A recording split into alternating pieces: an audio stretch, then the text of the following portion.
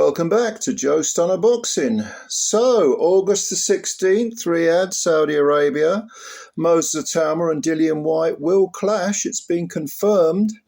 Talk about the old versus the new. Itauma, 20 years old. You know about this kid. He's one of these, blue chip prospects. They're calling him a generational talent, but he's never faced anyone even approaching world level. I suppose the best opponent he faced was Dempsey McKean, who got blown out in a round. He'd at least given FILIP HRGOVIC a good row till he got stopped late in their fight, very late in their fight. Moses did him in a round. Good result. Caught him cold. Kid's a southpaw. Hits very, very hard.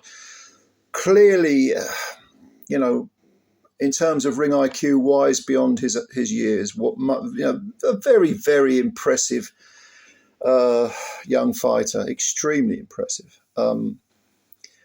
And he's going in against Dillian Whyte, who has not looked impressive for quite a few years now. Has only had 2 fights since his last failed PED test, which kind of got swept under the rug. Went over to Castle Bar, had a little run around with a totally uninspired end of his career Christian Hammer, who quit in his corner. Then he had a far, far more difficult time than we all expected against Ebenezer Tete. That was over in Monte Carlo. Tete, who reckons he's 36, is probably older than me, probably more like 66. But Dillian looks slow. He's looked very vulnerable around the chin. You would think that he's there for the taking by any leading heavyweight. But we are talking about a 20-year-old prospect. Now, I'll say right off the bat, I expect Itauma to knock out Dillian Whyte. Possibly might even do it early in 2-3 rounds, Maybe even in the first. I don't know. It's possible. Because Dillian looks chinny to me now. He looks like his punch resistance is shot to bits. So there's that fight. I'll do a proper think about it and do a proper preview close to the time. But the card itself has taken shape because we've got Anthony Kache meeting Ray Ford, which I think is a really good fight. And I think we're talking junior lightweights here. Kache having a complete Indian summer of his career. He's not a young man. I think he's 36. Ray Ford, a lot younger. Very, very good fighter, American fighter. Former featherweight champ who lost his belt to Nick Ball in a very, very close fight. Very close fight. But Kache, maybe a naturally bigger man. He looks huge for that super featherweight division. Coming off a very good win over Lee Wood, stoppage win. Although that was Wood's debut at 130. So, super feather. So, But Kache said after that fight, where's the money? Put me in with whoever gets me the most money. I've won my belt. Now I want big paydays. Understandably so. It's prize fighting. He's not a young man anymore. And Ray Ford in Riyadh, yeah. And if he wins that one, big money to come. So there's that. I think that's a very good matchup. I'm really interested in that one.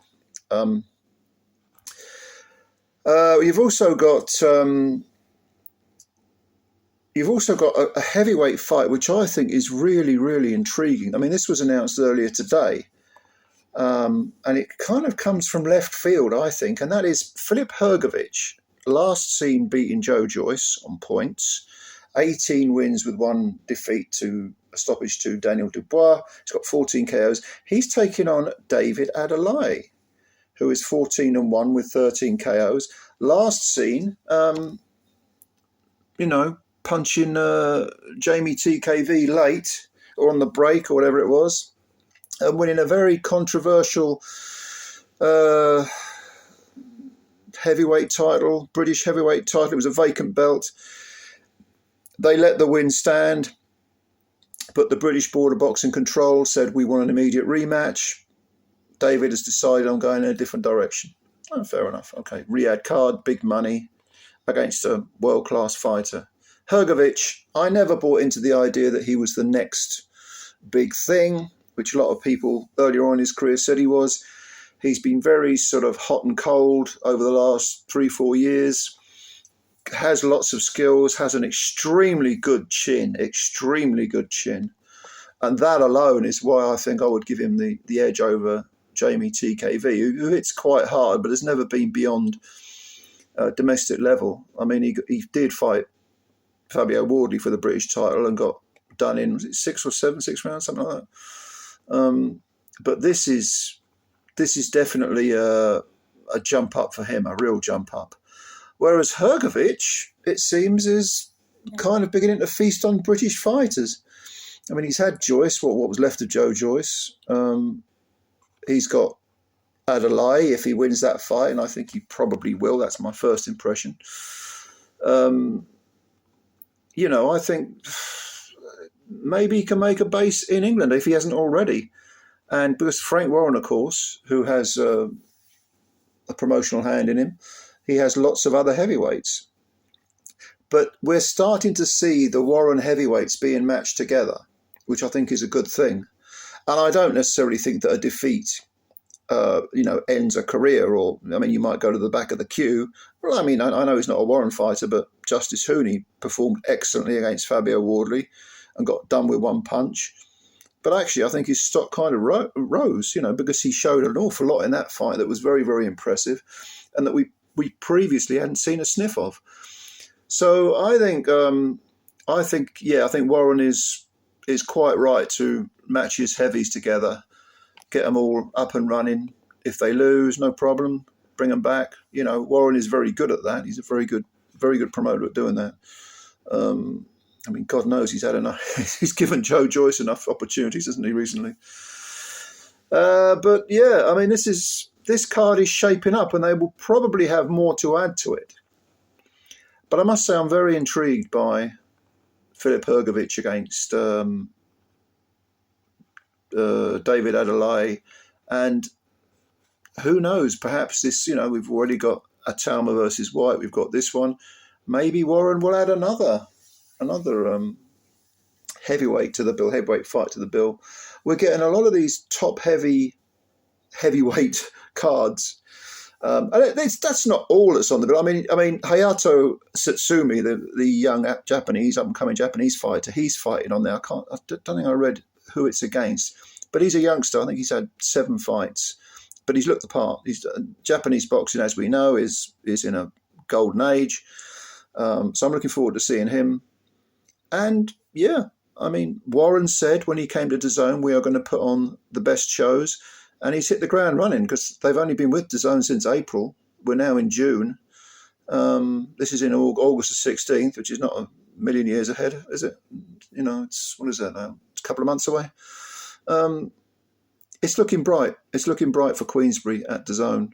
And it's good to see these fighters getting lots of opportunities and good paydays over in Riyadh, because Riyadh, the old excellent Turkey, he's taken a bit of a hit lately, hasn't he? The first time he took a hit, with the Times Square card that on paper looked all right, but was pretty much a washout. And then with that appalling Canelo-Williams skull fight, I just don't. It's one of the worst fights I've seen in many, many years. So we're due another stacked card, another stacked Riyadh card. And this just might be it. So what do you think? Tell me what you think about HRGOVIC Adeleye, as well as Whyte versus Itauma. I think Itauma gets Whyte out of there, and I think HRGOVIC will beat Adeleye, probably by stoppage. But let me know what you think. Let me know. Comments below, as always. Please hit the like button if you like the video, and hit the subscribe button if you're new, because we've always got lots and lots of videos for you. All right. Thank you, ladies and gentlemen. It's Friday tomorrow, isn't it? That's always a good thing if you're a working person. I'll catch you later. Bye for now.